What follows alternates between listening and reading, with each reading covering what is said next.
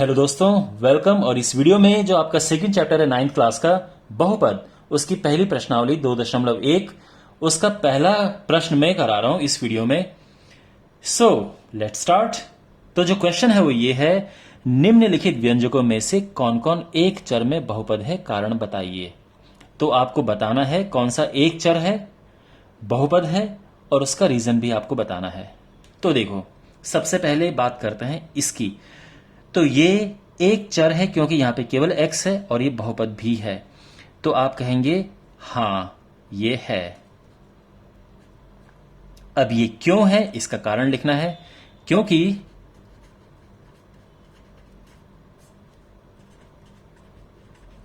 इसमें मात्र या केवल एक चर x है तथा चर की घातें पूर्ण संख्या है। इस तरह से लिखोगे आपको पूरे नंबर मिलेंगे। देखो मैंने ये क्यों लिखा, क्योंकि बहुपद किसे कहते हैं? बहुपद होता है जब चर की घातें पूर्ण संख्या होती हैं, यानी जो x है उसकी घात 1 2 3 4 5 6 7 8 इस तरह से होनी चाहिए। x की घात अपॉन में नहीं होनी चाहिए, यानी बट्टे में नहीं होनी चाहिए, 1/2 2/3 ऐसा नहीं होनी चाहिए। घात इसकी माइनस नहीं होनी चाहिए, ये रूट में नहीं होना चाहिए, ठीक है। लेकिन अगर इस तरह से है तो ये बहुपद है। अच्छा, अब इसके बाद इसे देखते हैं, तो ये भी बिल्कुल है। और इसका कारण क्या है?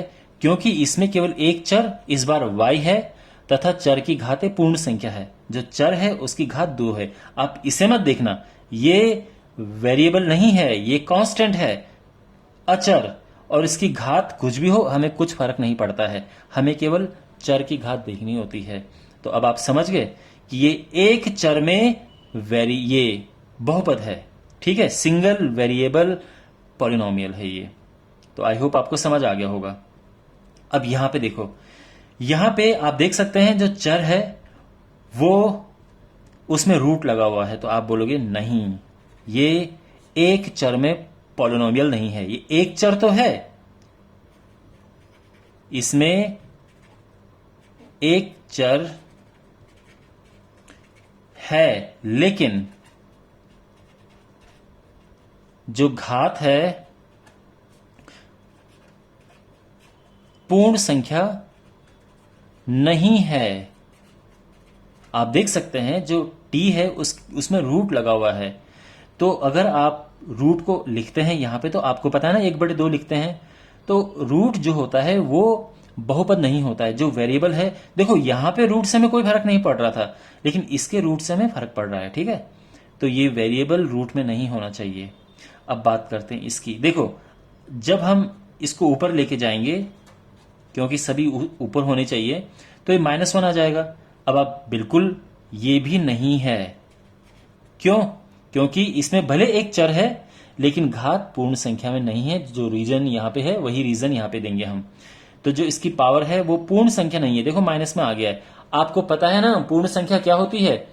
देखो 0 1 2 3 4 5 ये पूर्ण संख्याएं होती हैं। तो यानी जो पावर है वो हाफ नहीं होनी चाहिए, माइनस नहीं होनी चाहिए। अब बात करते हैं इसकी। तो यहां पे देखो ये बहुपद है, उसमें कोई प्रॉब्लम नहीं है, लेकिन इसमें 3 चर हैं। इसमें 3